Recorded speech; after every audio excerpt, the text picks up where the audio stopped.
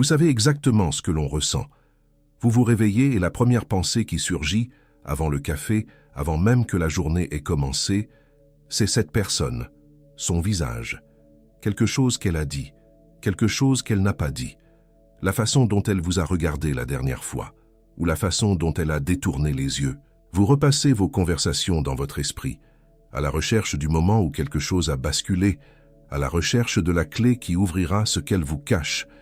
Et plus vous cherchez, plus vous vous sentez piégé, parce que quelque chose qui aurait dû être simple est devenu le centre de toute votre vie psychologique.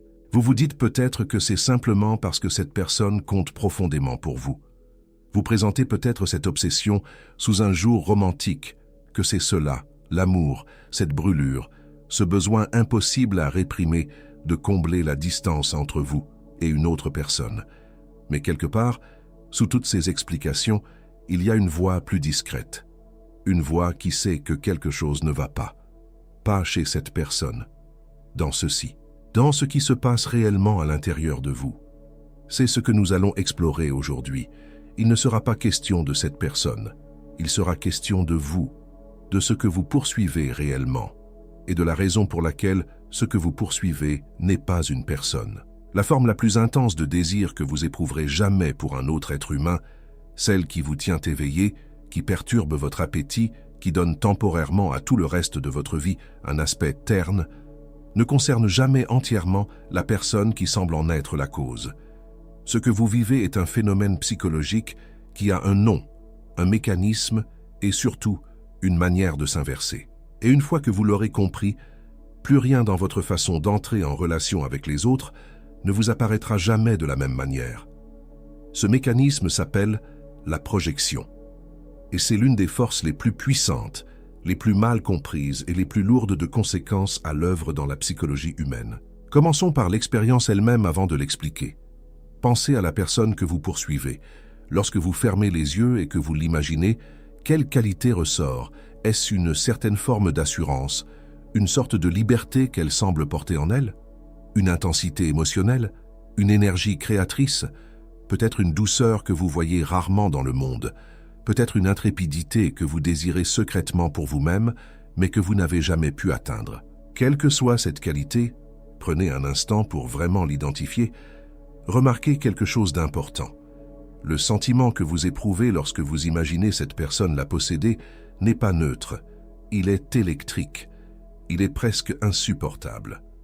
C'est comme regarder quelque chose dont vous avez si désespérément besoin que sa seule vue vous fait souffrir. Ce n'est pas de l'attirance au sens ordinaire du terme, c'est une reconnaissance, et elle vient de l'intérieur de vous, pas de cette personne.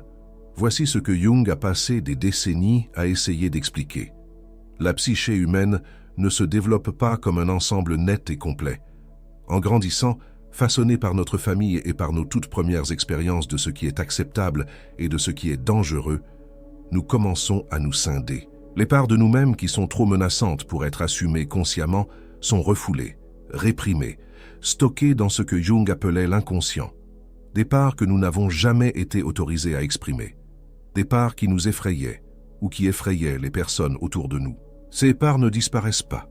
C'est ce qu'il est essentiel de comprendre. Elles deviennent souterraines.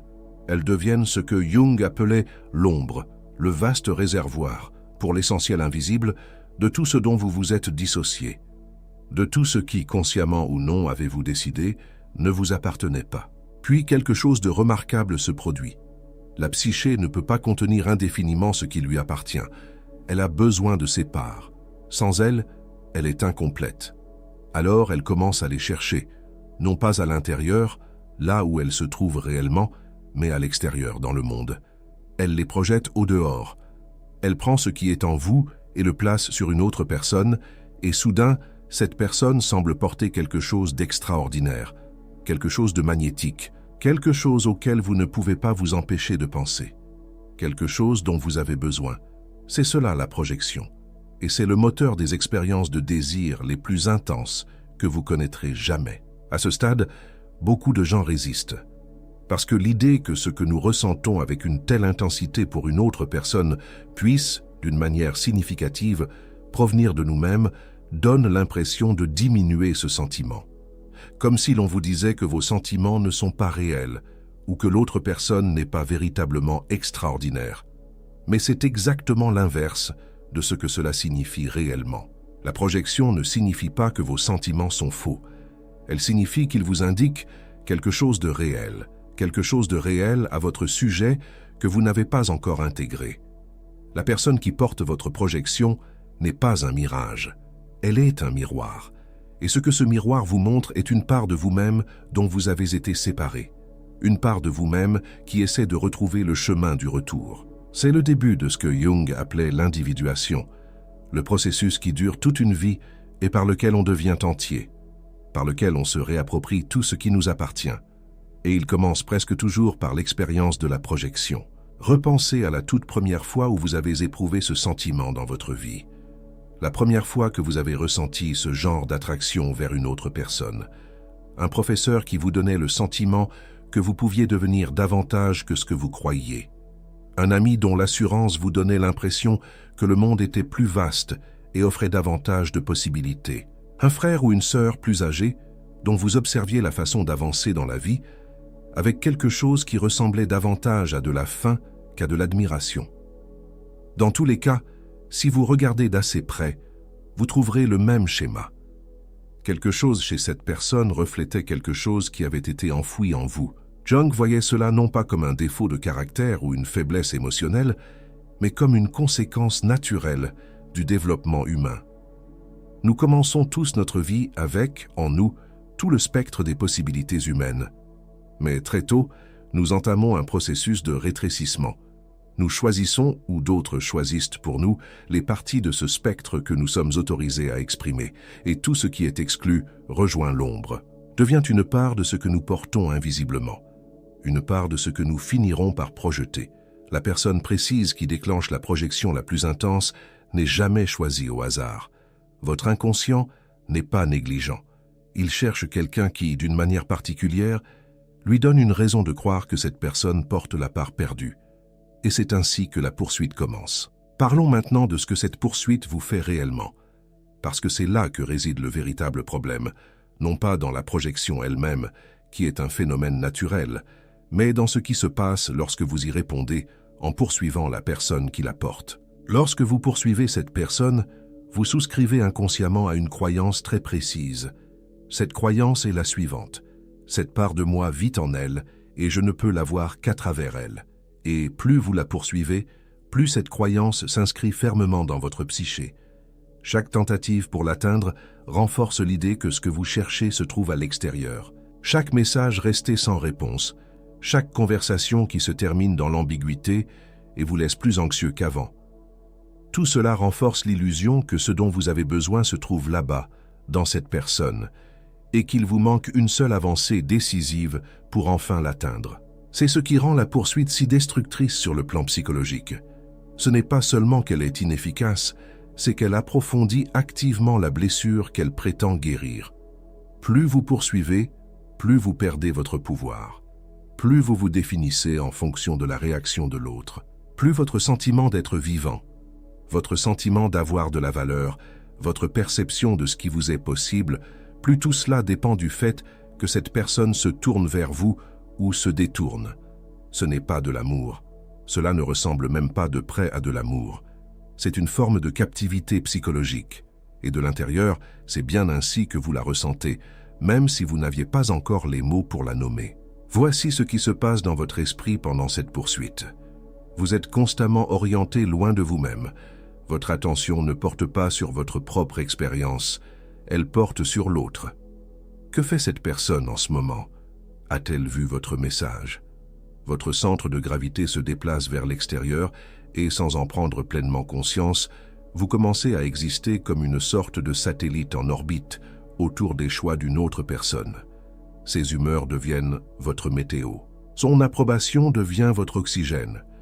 Et lorsqu'elle s'éloigne, comme finissent presque toujours par le faire les personnes qui portent nos projections, parce qu'elles sentent qu'on leur demande de porter quelque chose qui ne leur appartient pas, ce retrait prend des allures de catastrophe. Vous n'avez pas l'impression de perdre une personne, vous avez l'impression de vous perdre vous-même. Parce que, dans un sens très réel, c'est ce qui s'est produit. Vous lui avez confié les parts de vous-même que vous aviez le plus besoin de vous réapproprier. Et vous croyez maintenant qu'elle les emporte avec elle. La perte ressentie lorsque cela se produit n'est pas proportionnelle à la durée pendant laquelle vous avez connu cette personne, ni au temps que vous avez réellement passé ensemble. Elle est proportionnelle à la part de votre vie intérieure que vous aviez attachée à elle. Et cette perte peut être immense. Mais voici une autre vérité, et elle est cruciale. L'effondrement d'une projection est aussi l'une des plus grandes occasions que la psyché puisse vous offrir. Car lorsque la projection est retirée, lorsque la personne ne peut plus la porter, choisit de ne plus le faire ou disparaît tout simplement de votre vie, les parts de vous-même que vous aviez extériorisées redeviennent soudain disponibles. Elles ne sont pas en cette personne, elles ne l'ont jamais été. Elles sont en vous. Et si vous pouvez accomplir le travail auquel ce moment vous convie, vous pouvez vous les réapproprier. La question est de savoir si vous réagissez à ce moment en redoublant d'efforts dans votre poursuite ou si vous vous retournez pour faire quelque chose qui semble aller de façon presque inconcevable à l'encontre de votre intuition. Vous vous tournez vers l'intérieur. Vous laissez la projection rentrer chez elle. Parlons de ce que contient réellement la projection, car cela varie d'une personne à l'autre et si vous voulez accomplir ce travail avec une réelle profondeur, vous devez comprendre précisément ce que vous projetez. Les contenus les plus courants suivent des schémas distincts. Le premier concerne les qualités qui ont été réprimées durant votre enfance. Si vous avez grandi dans un environnement où l'audace était dangereuse, vous avez peut-être appris à réprimer votre propre audace. Et aujourd'hui, les personnes audacieuses exercent sur vous une attraction irrésistible. Si la tendresse était considérée comme une faiblesse dans le foyer où vous avez grandi, vous vous êtes peut-être coupé de votre propre tendresse, et désormais, quelqu'un qui l'exprime ouvertement semble porter quelque chose de presque sacré. Si l'ambition était découragée, ou si l'espièglerie était punie, toutes ces qualités sont devenues souterraines. Et maintenant, elles apparaissent sur le visage des personnes auxquelles vous ne pouvez pas vous empêcher de penser. Le deuxième schéma concerne les qualités que vous possédiez autrefois, puis que vous avez perdues. L'enfance recèle souvent des versions de nous-mêmes qui étaient plus entières que ce que nous sommes devenus par la suite. Les enfants portent souvent en eux la liberté, la créativité et une sorte d'assurance spontanée qui leur sont ensuite peu à peu retirées par le façonnement social. Si vous possédiez cela et que vous l'avez perdu à cause d'une expérience difficile, à force d'avoir privilégié pendant des années ce qui était pratique au détriment de ce qui était vivant en vous, alors la personne qui semble encore porter cette qualité activera quelque chose de très profond, car elle n'est pas seulement attirante, elle est la preuve que ce que vous avez perdu était réel. Le troisième schéma concerne les qualités que vous admirez, mais dont vous avez décidé qu'elles n'étaient pas faites pour vous. La personne créative, la personne aventureuse, celle qui dit exactement ce qu'elle pense, celle qui occupe l'espace sans s'en excuser. Si, très tôt dans votre vie, vous vous êtes exclu de ces catégories, alors quelqu'un qui les incarne naturellement vous paraîtra presque mythologique. Et vous voudrez être près de cette personne, non seulement parce qu'elle vous attire, mais parce qu'une part de vous croit que sa proximité est ce qui vous rapprochera le plus de ses qualités. C'est la tragédie de la projection non examinée. Vous passez des années en orbite autour de personnes qui portent ce qui vous appartient, convaincus que l'original est en elles et que vous ne pouvez en posséder que le reflet. Jung a proposé un cadre spécifique pour comprendre la forme la plus intense de ce phénomène, en particulier dans l'attirance amoureuse. Il a décrit l'anima et l'animus, les images intérieures de l'âme qui vivent dans l'inconscient et portent tout ce que votre identité consciente a exclu. Les qualités dont votre environnement vous a dit qu'elles ne vous appartenaient pas, selon la manière dont vous avez été élevé et ce que vous aviez le droit d'être, deviennent une partie de l'architecture cachée de la psyché.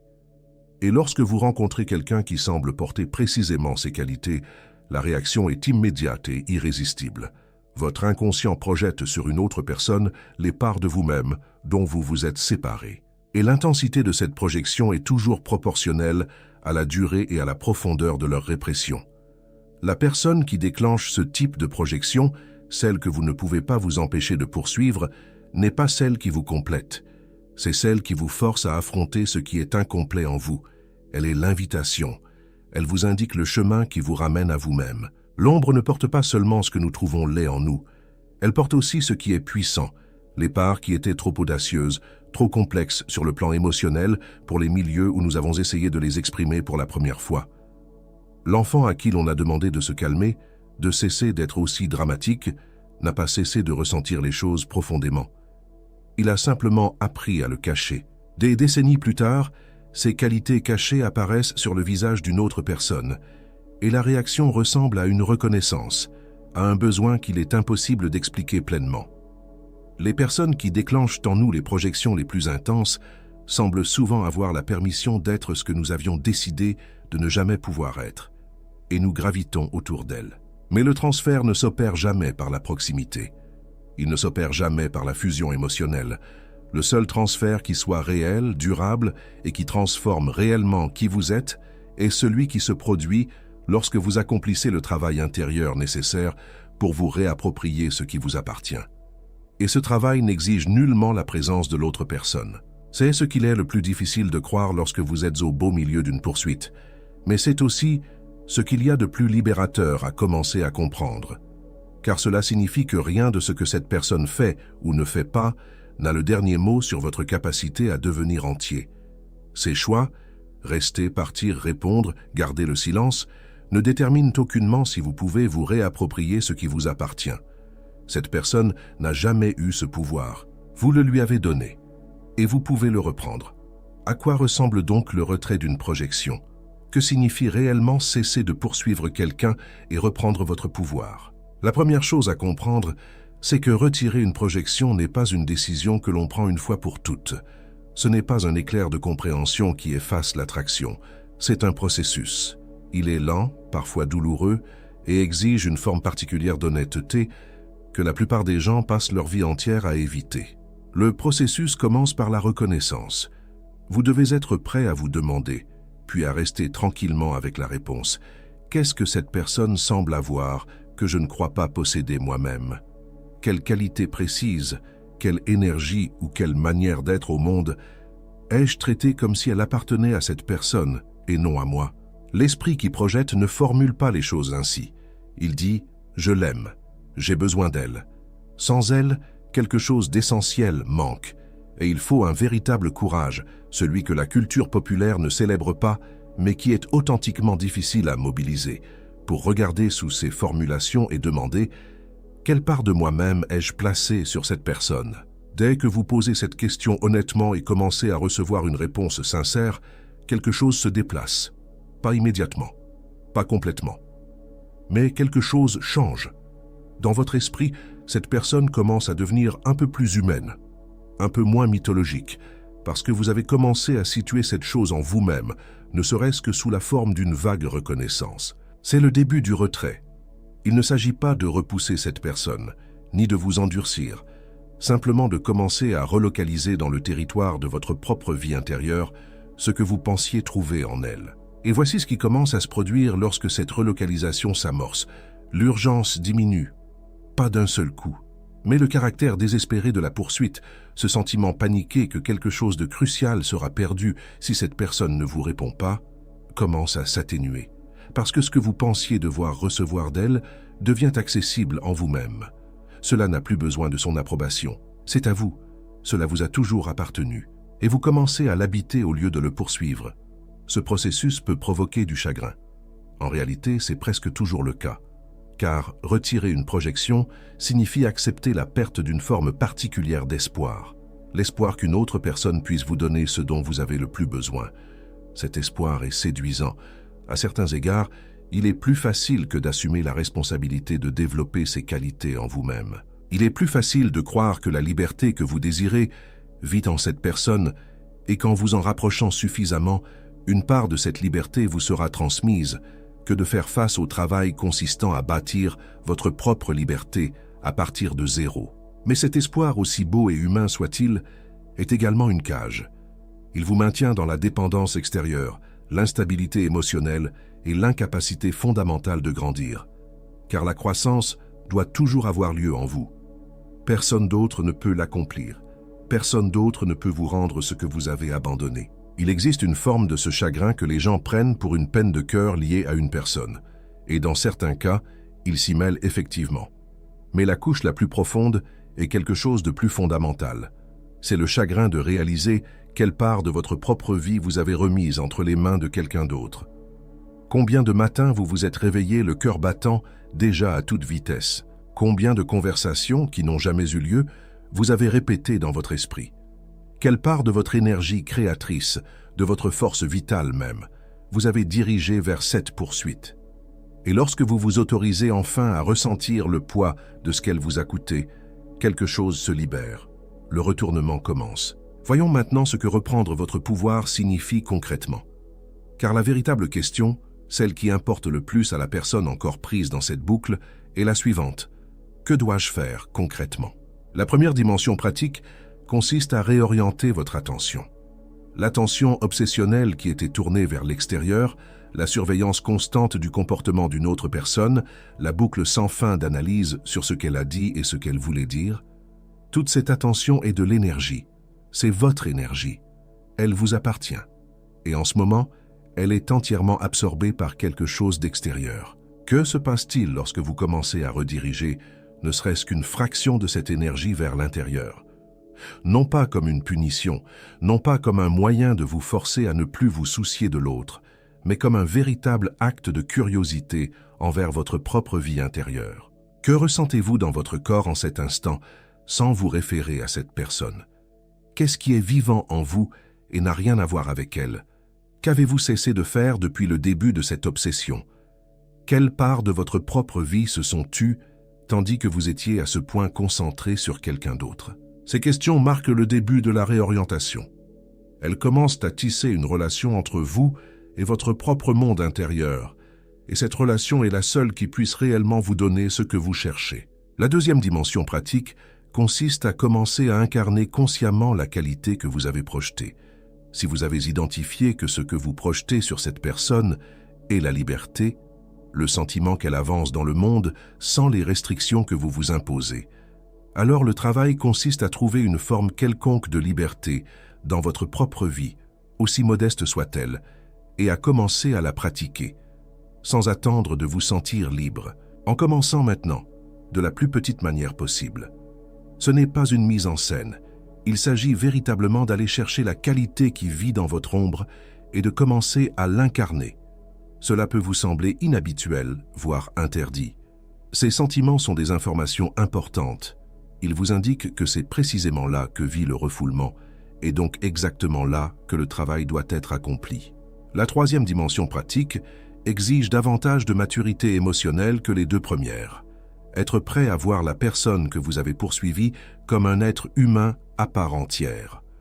Non comme le réceptacle de quelque chose de mythologique, mais comme une personne réelle avec son propre caractère incomplet, sa propre ombre, ses propres projections. La personne que vous avez poursuivie ne porte pas votre projection parce qu'elle est extraordinaire. Elle la porte parce que vous l'avez placée sur elle. Et depuis ce point de vue plus clair, vous pouvez véritablement évaluer s'il existe quelque chose de réel entre vous, ou si ce qui ressemblait à une attraction irrésistible n'était que l'énergie de votre propre monde intérieur, à la recherche d'un chemin pour revenir à lui-même. Certaines relations survivent à ce processus. Une fois la projection retirée et les deux personnes capables de se voir plus clairement, certaines relations se révèlent contenir quelque chose qui mérite réellement d'être construit. Le lien qui subsiste après le retrait de la projection est quelque chose auquel vous pouvez vraiment faire confiance, parce qu'il repose sur ce qui est réel. Mais beaucoup de relations, beaucoup de celles qui semblaient les plus intenses, les plus dévorantes, celles dont on ne pouvait imaginer qu'elles soient autre chose que le destin, ne survivent pas au retrait. Parce que ce qui les maintenait ensemble, c'était la projection et non la personne. Et lorsque la projection est retirée, la relation perd sa charge. Cela aussi est une forme de libération. Parlons de ce qui se passe en vous lorsque vous commencez véritablement à reprendre votre pouvoir. Car il ne s'agit pas seulement d'un changement dans ce que vous ressentez à l'égard d'une personne. Il s'agit d'une restructuration de votre façon d'avancer dans le monde. Lorsque vous commencez à retirer vos projections et à vous réapproprier ce qui vivait dans votre ombre, la première chose que vous remarquerez est un changement dans votre présence à votre propre vie. Le brouillard qui vient du fait que votre attention se trouve perpétuellement ailleurs commence à se dissiper. Ce qui vous semblait terne ou assourdi commence à se faire sentir de nouveau. Les conversations avec les personnes qui font réellement partie de votre vie commencent à paraître plus vraies.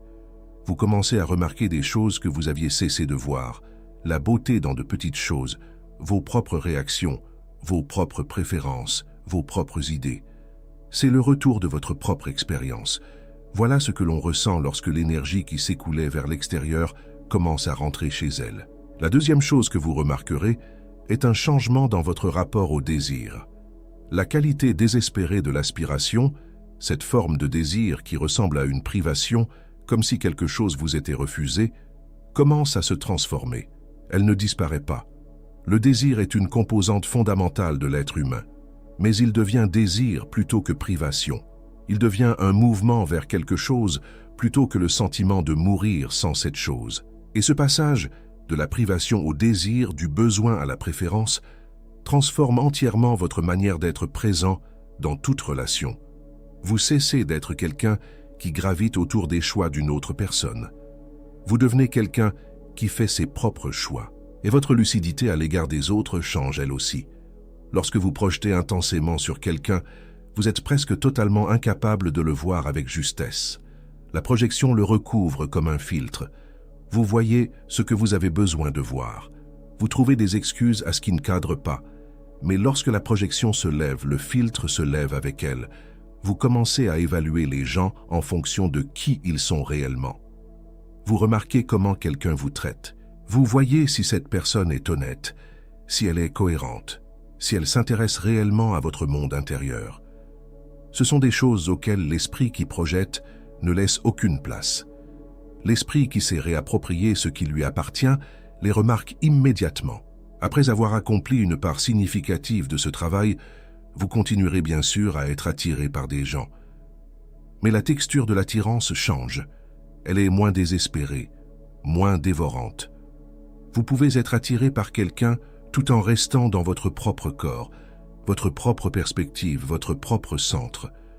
Vous pouvez rechercher une relation à partir d'un désir authentique plutôt qu'à partir d'un besoin projeté. Et depuis cet endroit, une relation devient possible d'une manière qui ne l'était tout simplement pas auparavant. Non pas la rencontre de deux personnes qui tentent désespérément de combler mutuellement leur vide, mais la rencontre de deux personnes qui, chacune de manière imparfaite et provisoire, deviennent plus entières et qui choisissent, depuis cet endroit, de partager leur vie. À présent, certaines des personnes qui écoutent ceci éprouvent une douleur particulière que nous n'avons pas encore pleinement abordée. Vous n'êtes pas seulement prisonnier d'une boucle obsessionnelle au sujet de quelqu'un de distant ou qui ne vous répond pas. Vous croyez sincèrement qu'il y avait quelque chose de réel, pas seulement une projection, de véritables moments de compréhension authentique, une réelle intimité. Et la perte de cela vous a paru insupportable, d'une manière qui ne s'intègre parfaitement dans aucun cadre. Cette expérience est réelle, et la projection ne l'efface pas. La projection et la connexion authentique ne s'excluent pas mutuellement. Vous pouvez projeter sur quelqu'un et aussi l'apprécier sincèrement. La présence d'une projection ne signifie pas que rien n'était réel. Elle signifie que ce que vous ressentiez était un mélange. En partie une reconnaissance authentique de cette personne précise, en partie l'énergie de votre propre vie intérieure à la recherche d'un endroit où se poser. Le travail qui consiste à retirer la projection ne vous oblige pas à nier la part qui était réelle. Il vous demande de séparer les deux afin de pouvoir voir clairement. Qu'est-ce que j'appréciais sincèrement chez cette personne et qu'est-ce que je plaçais sur elle qui m'appartenait en réalité? Cette séparation prend du temps, elle exige de l'honnêteté et parfois elle demande de rester dans l'inconfort de ne pas savoir. Mais un inconfort honnête est toujours plus fécond qu'une illusion confortable. À partir d'un inconfort honnête, vous pouvez finir par trouver le chemin de la clarté. À partir d'une illusion confortable, vous ne pouvez que vous enfoncer davantage dans la poursuite. Parlons du moment précis où la poursuite cesse, non pas celui où vous décidez intellectuellement d'arrêter, car à elle seule, cette décision intellectuelle change rarement quoi que ce soit. Mais le moment réel où l'orientation psychologique bascule, où vous cessez d'être quelqu'un que la poursuite définit et redevenez quelqu'un qui se définit par lui-même. Ce moment ne survient presque jamais, par la seule force de la volonté. Il vient parce que quelque chose dans la psyché finit par être assez épuisé, assez honnête ou assez courageux pour se retourner. pour cesser de courir vers ce qui porte ce qui vous appartient et commencer le voyage plus lent, plus étrange, qui consiste à le retrouver à l'intérieur. Parfois, ce retournement se produit à la faveur d'un unique instant de lucidité. Quelque chose que l'autre personne fait ou dit et qui rompt le charme, pas nécessairement un acte de cruauté, mais un moment de réalité radicale. Un moment où vous la voyez très clairement comme un être humain ordinaire. Et le charme, qui exigeait qu'elle soit plus qu'ordinaire, ne peut survivre à cette lucidité. Parfois, le retournement s'opère progressivement, si progressivement que vous ne vous en rendez pas compte, jusqu'au matin où vous réalisez que vous vous êtes réveillé sans que votre première pensée porte sur cette personne. Et l'absence de cette pensée ne ressemble pas à une perte. Elle ressemble au calme, à l'espace, à vous-même qui revenez. Et parfois, cela se produit à travers le chagrin, en vous autorisant pleinement à ressentir tout ce que cela vous a coûté. Combien de matins vous vous êtes réveillé le cœur battant déjà à toute vitesse? Combien de conversations vous avez eues dans votre tête sans qu'elles aient jamais lieu dans la réalité? Quelle part de votre force vitale vous avez dirigée vers cette poursuite? Et lorsque vous vous autorisez enfin à ressentir le poids de ce que cela vous a coûté, quelque chose se libère. Le retournement commence. Quel que soit le chemin et qui que vous soyez, la direction est toujours la même, vers l'intérieur. Retour vers vous-même. Retour vers le territoire de votre propre monde intérieur où tout ce que vous cherchiez attendait, dans l'obscurité, dans le silence, que vous veniez vous en emparer. Ce chemin n'est pas facile. Devenir entier n'est pas un processus confortable. Les parts de vous-même qui vivent dans l'ombre ne s'y sont pas retrouvées parce qu'elles étaient commodes. Elles y sont allées parce que l'environnement dans lequel vous avez tenté pour la première fois de les exprimer n'était pas sûr pour elles. Les récupérer signifie revenir, d'une certaine manière, aux conditions psychologiques qui avaient rendu nécessaire de les cacher. Cela demande du courage. Cela demande de la patience. Cela demande d'accepter de ressentir des choses qui ne sont pas agréables. Mais voici ce qui se trouve de l'autre côté. De l'autre côté du retrait de vos projections, vos relations deviennent plus réelles. Vous cessez d'avoir besoin que les gens soient ce qu'ils ne sont pas. Vous cessez de vous sentir trahi lorsqu'ils ne parviennent pas à porter ce qui vous appartient. Vous pouvez les laisser être exactement qui ils sont, avec toutes leurs limites, et nouer des liens avec eux depuis cette lucidité plutôt que depuis le désespoir de la projection. De l'autre côté de ce travail, votre sentiment de vous-même devient plus stable. Vous avez un centre qui ne se déplace pas au moindre changement dans la manière dont une autre personne vous regarde. Vous savez qui vous êtes. Pas complètement, pas définitivement, mais vous savez d'une manière fondamentale qui ne ressemble à rien de ce à quoi vous aviez accès auparavant, que vous êtes une personne entière, que ce que vous cherchez a toujours été en vous, attendant que vous cessiez de détourner les yeux. Et l'énergie créatrice, l'audace, la tendresse, la liberté, la profondeur émotionnelle, quoi que ce soit qui se trouvait dans votre ombre, commencent à s'activer dans votre vie réelle, non plus comme quelque chose que vous observez chez les autres et que vous désirez de loin, mais comme quelque chose que vous incarnez, quelque chose que vous vivez. C'est ce que reprendre votre pouvoir signifie réellement. Ni domination, ni indifférence, ni répression du désir, mais la pleine incarnation de ce qui est à vous, le refus de remettre votre moi le plus essentiel entre les mains d'une autre personne, puis de passer vos journées à essayer de le récupérer. La personne qui a accompli ce travail ne poursuit pas. Elle n'en a pas besoin. Elle avance dans le monde depuis son propre centre, et les relations qu'elle attire à elle sont attirées par cette réalité. Alors, permettez-moi de ramener tout cela à l'essentiel. La personne que vous poursuiviez n'a jamais été la source de ce dont vous aviez besoin. Elle était le miroir. Et les miroirs sont utiles. Ils vous montrent ce que vous avez besoin de voir. Mais on ne vit pas dans un miroir. Vous vivez dans la vie qui est la vôtre, la seule vie qui vous ait été donnée, la seule vie qui contienne votre version particulière de tout ce qui a été enfoui, réprimé, projeté et dispersé sur les visages des personnes que vous avez aimées, perdues et désirées. L'invitation est de revenir à cette vie, de vous détourner de la poursuite, de cesser de traiter votre propre monde intérieur comme le seul territoire que vous n'auriez pas le droit d'habiter pleinement, de reconnaître que les choses que vous poursuiviez chez les autres ne sont pas en dehors de vous. Elles ne l'ont jamais été, elles sont vous. Et dès que vous commencez à vivre à partir de cette reconnaissance, pas parfaitement, pas d'un seul coup, pas sans chagrin ni retour occasionnel de l'ancienne attraction familière.